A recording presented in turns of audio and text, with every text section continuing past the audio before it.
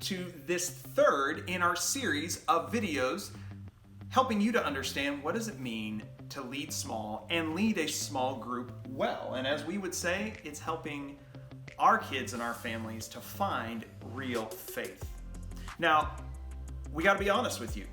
Part of this isn't just about connecting with the child, but it's also about connecting with the home and the parent. Let's remember the process that we're on here. First, it's you being willing to commit to this. Now, you haven't formally made this commitment yet, and we want to be really clear that we get this is a process of prayer and discernment on your part as well. But as you make that commitment, then we want to connect you, which we're going to talk about today, to the home, to the parent, so that you start to understand who they are. We've asked parents to make this commitment, and so now we want to connect you to them, and then we want to connect you to the child, which you may have already been making some of those relationships and commitments as you've gotten to shadow and see what it means to be part of a small group. And finally, we want you to commit and connect with a small group.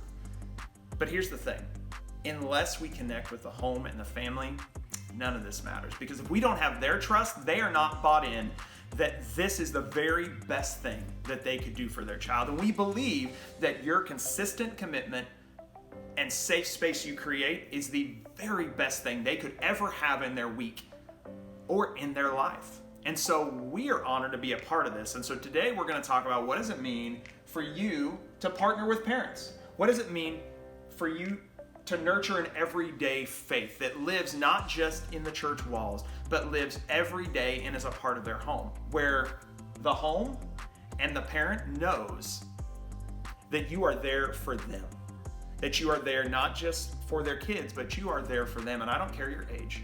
I don't care if you're a middle schooler. I don't care if you've had grandkids of your own.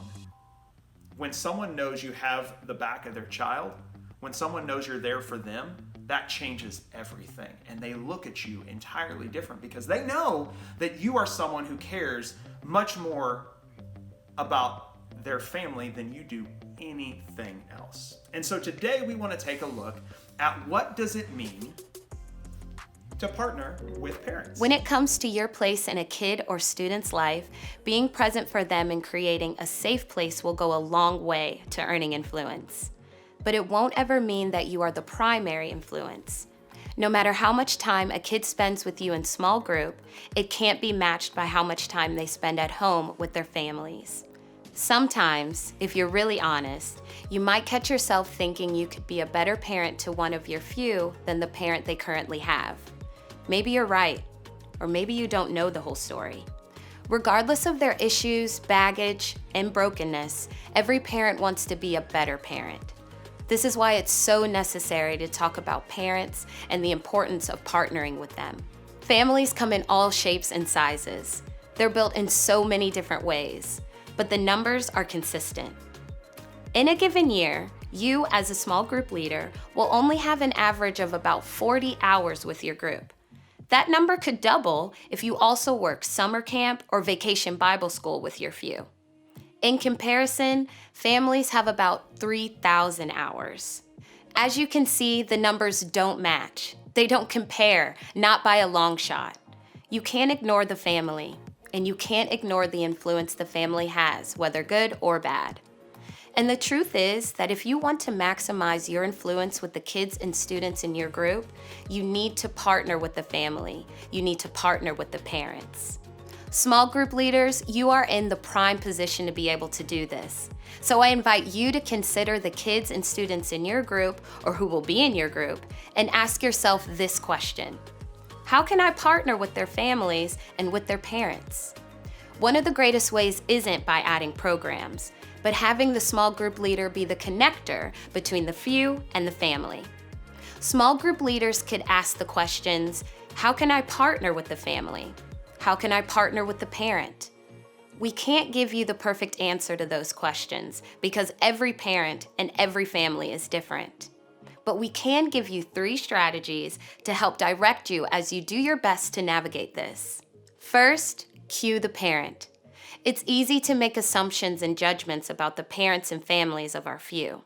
But if we start with assuming that they want the best for their kids and teenagers, it's a safe place to start.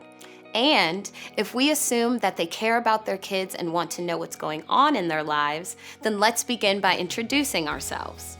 Cue them about what you're talking about in group. Leverage social media and let parents know when Vacation Bible School or summer camps are on the way. Give them a heads up when the group will be talking about interesting or sensitive subjects. Cue the parents so that they aren't the last to know important things. Second, honor the parent. Whether the parents of your few attend your church, or any church for that matter, or not, they may not have the complete picture of what role you intend to play in their kids' lives. You aren't a substitute parent. You aren't an alternative voice for kids and teenagers to listen to so that they don't have to listen to their parents. You aren't the enemy. Don't make the mistake of leveraging yourself as the hero. If you want to maximize the influence you have with your few, you have to be on the parent side. So honor the parent. If you're not on the parent side, you're not on the kid side. Lastly, reinforce the family. It's easy to get caught up in your own small group, but when we remember the comparison between a small group's collective hours versus a family's collective hours, we remember that the family is the primary unit. So part of the role of a small group leader is to reinforce that primary unit. Don't plan your Christmas party on Christmas Eve when parents might want to spend that time with their kids. Don't insist on having important conversations with teenagers that parents prefer to have themselves. Don't forget to invite the parents who don't attend church to special occasions like baptisms. The truth is that the family and the influence it has on your kids' lives isn't always positive and healthy. But even a bad influence is still an influence. Sometimes parents make mistakes. Sometimes they don't show up. Sometimes they let their kids and teenagers down. But that doesn't mean that we stop cueing them or honoring them or reinforcing them. We do those things for the sake of the kids. And we do those things for the sake of the parents. By virtue of what you do, small group leaders, you are entering into relationship with parents too. When you commit your time and attention to kids and teenagers, their parents are a part of the package deal. Although parents potentially have 3,000 hours a year of possible time with their child, it's not always the same quality as the hours you have with your few. Your 40 hours are potentially filled with meaningful conversations, teachable moments, and bonding experiences that parents and guardians may not know how to have. So leverage your influence and partner with parents so that you all can collectively nurture an everyday kind of faith in your few. Man, that is such a big deal. That you not only pour into the life of a child, but that you pour in to their home and their family, that their family knows that you have their back. Now, let's point out real quick, as we talk about the home, we are speaking of that influence that pours what is often 3,000 hours or more a year into the life of a child. Those people that provide the roof over their head, and sometimes we call them mom or dad, but sometimes it may be someone else in their life. Whoever that is, that's who we are looking to partner with in the life of this child. And that's who we want to know, and who we want to know has their back. That you are there for them just as much as you are their child or their student. And when we do that, man, God's kingdom wins. And that can never be understated. Now, it's also really important to know that as much as we may think we might be able to parent better than that individual, that is not our place. Our place is to support that parent, to love on that parent, no matter your age. Now, some of you may think I'm too young to partner with a parent. I'm a middle schooler, I'm a high schooler, I'm just a college kid, I've never had kids of my own. Guess what? That home doesn't care. What they care is that they see you consistently investing in the life of their child and they trust you. Now that relationship will look different because if you're a grandparent, then you have a lot of wisdom from parenting of your own that you could, in the right circumstances, offer to that family. If you're a middle schooler, you have a lot of wisdom about what it means to play certain video games and connect with a child at that level. We all have something we bring to the table, and a parent will always value that because they know that you are there for their child no matter your circumstances. So as we talk about what does it mean to partner with a parent to nurture an everyday faith, let's talk about a few key questions we want you to think about. First, we're all in this together. That is so true. You are all, if you are committing to this, you and that parent are in this for the life of that child. How can you help build bridges between your few and their parents? I am telling you what, you may be the one lifeline a parent has on a weekend when they come and they're at the end of their rope because their child does not listen to them. And you get to pour into the life of a child and tell that child that maybe their parent isn't as wrong as they think they are. Now, you still create a safe space and you still have your child's back, but you get to help a parent understand that, hey, their kid is just a kid as well. And you help both parties to build a bridge. Secondly, what do you feel like are the biggest hurdles for you doing this? Is it your age? Is it your circumstances? Is it your own past history?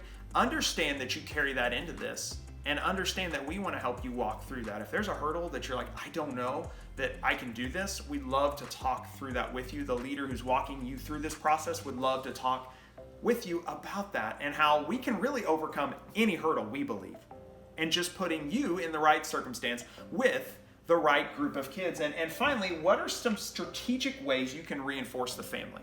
Now, you heard about it a little bit in the video, but some of those strategic ways mean that we don't do certain things, that we don't do certain activities at certain times, that we don't get in the way of what a family is trying to accomplish. And sometimes it means coming alongside and supporting them, that you come alongside and offer, depending on your relationship, depending on your circumstances, you offer to do things to assist that family. I've said it before, but I think one of the biggest wins we have is knowing a family well enough to know their needs and being able to come alongside them and support them in the right way, in the right time with that. And that's the role that you play. We are so honored that you are joining us on this process, and we will have 2 more videos in the coming weeks that we would like you to watch before you officially make the commitment to say, I am all in with what it means to lead small and to be part of our Kidlife team. Thank you for being with us on this video. And as we love to say, don't forget, God is crazy about you.